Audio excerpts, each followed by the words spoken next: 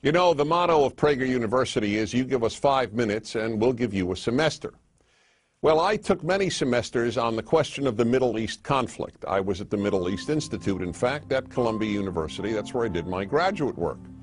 Semester after semester discussing the Middle East conflict as if it were the most complex conflict in the world, when in fact it's probably the easiest conflict in the world to describe. It may be the hardest to solve, but it really is the easiest to describe. And really, in a nutshell, this is what it is. Israel would like to exist and recognizes the right of the Palestinians to have a state. The Palestinians, however, and many other Muslims and Arabs, do not recognize the right of a Jewish state of Israel to exist.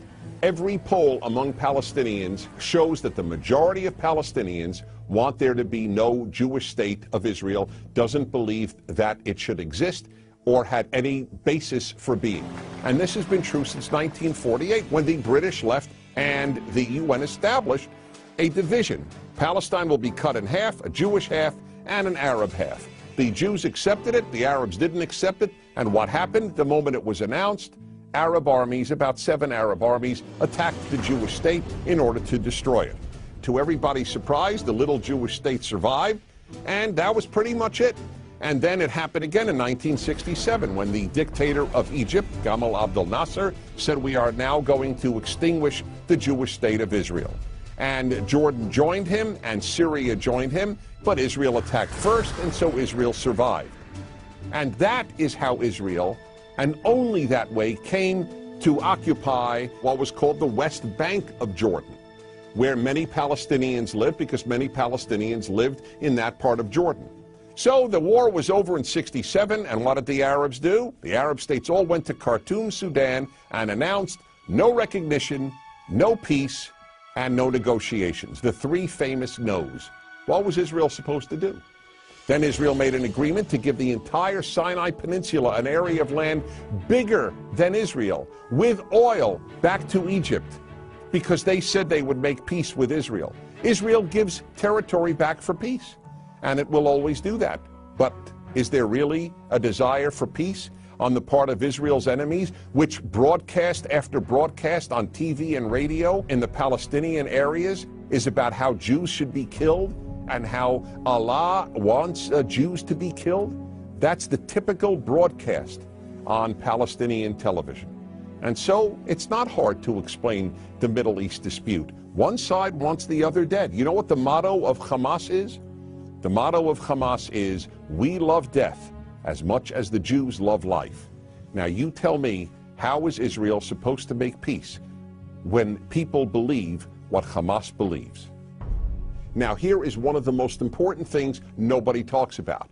Everybody talks about a Palestinian state. Why didn't anybody talk about a Palestinian state while the Palestinians lived under Jordanian rule? Because the truth is, people started talking about a Palestinian state once the Palestinians were under Israeli rule, because it was always a way to destroy the Jewish state of Israel. And I say Jewish state because that's what it is. There are many, many Arab states, but there's only one Jewish state. It is about the size of New Jersey. In fact, Israel is the size of El Salvador. El Salvador. And yet, if a Martian came to the earth and they visited the United Nations, or they read the world's newspapers or watched world television, they would believe that the biggest problem on earth is a state the size of New Jersey and El Salvador, this state of Israel. This preoccupation with a little democratic, humane state is absolutely irrational. And here's another question to be asked. If Israel tomorrow put down its arms and said, we will fight no more, what would happen? If the Arab countries around Israel said, we will fight no more, we put down our arms, what would happen? In the first case, there would be an immediate destruction of the state of Israel, with mass murder of the Jews of Israel. In the second scenario I presented, where the Arabs put down their arms and said, we just want peace, there would be peace the next Wednesday. The fact is, as I said at the outset, it is a very simple problem to describe. One side wants the other dead. And if they didn't, there would be peace. And yet, please remember this. There has never in the history of the world, a state in that area, in what is called geographically Palestine that was not Jewish. Israel is the third autonomous Jewish state to exist in that area. There was never an autonomous Arab state. There was never an autonomous Muslim state. There was never an autonomous any other state. That's the issue. Why can't a little state the size of El Salvador that calls itself Israel be allowed to exist? That, in a nutshell, is the Middle East problem. I'm Dennis Prager.